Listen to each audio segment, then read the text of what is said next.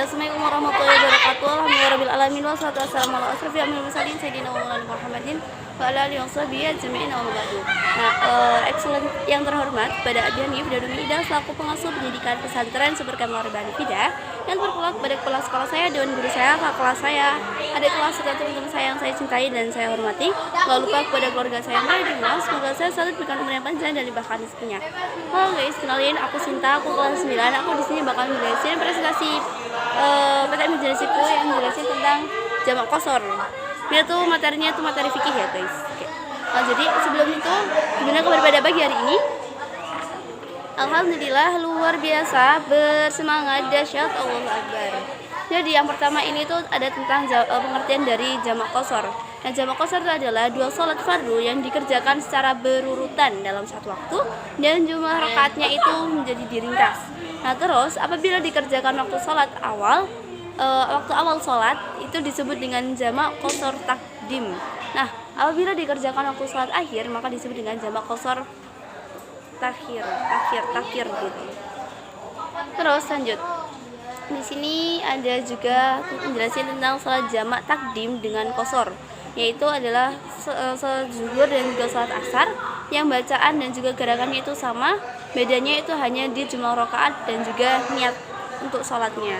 Terus kalau semisal cara melakukannya yaitu dengan cara sholat zuhur itu dilakukan 2 rakaat, kemudian asarnya itu juga 2 rakaat, demi kerjakan pada waktu sholat zuhur. Jadi habis kita niat sholat zuhur 2 rakaat, langsung berdiri lagi buat ngelakuin sholat asar 2 rakaat gitu. Terus lanjut di sini ada sholat maghrib sama isyanya, yaitu sama caranya itu adalah dengan maghrib itu sholat 3 rakaat dan isyanya itu menjadi 2 rakaat. Nah, bacaan dan juga gerakannya itu sama, bedanya hanya di rakaat dan juga niatnya. Dan apa namanya? Ya segitu dong. Dilakukannya itu di waktu sholat maghribnya gitu. Lanjut di sini yang kedua itu adalah sholat jamak takhir dengan qasar, yaitu ada zuhur itu 2 rakaat dan asarnya itu 2 rakaat. Nah, sama, pokok bacaan sama gerakannya itu tetap sama, yang bedain cuma jumlah rakaat sama niatnya, semuanya berlaku buat semuanya ya itu. Terus kalau zuhur sama asar itu dilakukan di waktu sholat asarnya gitu. Terus kalau maghrib sama isya, maghribnya itu menjadi 3 rakaat, isyanya itu 2 rakaat, dan di waktu salat kapan dilakukannya yaitu di waktu salat isyanya. Itu jamak takhir gitu.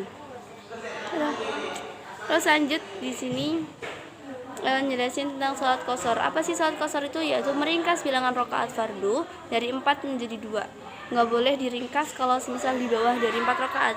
Jadi yang dibolehin itu cuman sholat zuhur, asar, isya doang. Nah, gimana cara melakukannya? Jadi cara melakukan jamak sholat qasar ini itu adalah jika yang dikosorkan itu zuhur, maka niatnya itu tetap sama, bacaan juga tetap sama, bedanya cuma di niat sama rakaatnya. Terus apa namanya di sini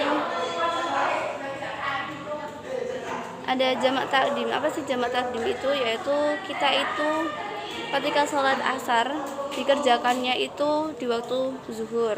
Caranya itu adalah dengan sholat zuhur 4 rakaat, kemudian di waktu itu juga niat sholat asar pada waktu zuhur, terus diiqomahkan, kemudian kita langsung melaksanakan sholat asar 4 rakaat di waktu sholat zuhur itu.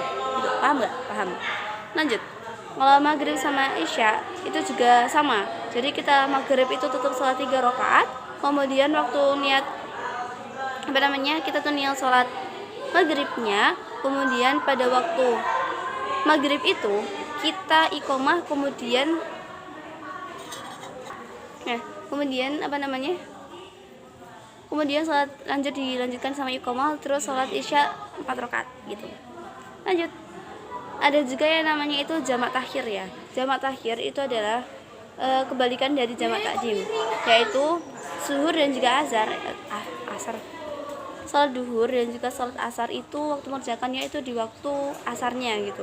Untuk rakaat sama tetap 4 rakaat. Jadi kita sholat duhurnya itu di waktu asar. Tahu nggak? Jadi kita sholat duhur dulu, terus habis itu asar, terus kita iqomah sebelum sholat dulu. Terus kita langsung sholat asar. Kalau maghrib isya itu dikorjinya waktu sholat isya gitu.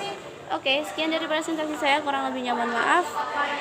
Maaf jika banyak salah kata, kalau nggak paham juga maaf. Sekian, wassalamualaikum warahmatullahi wabarakatuh.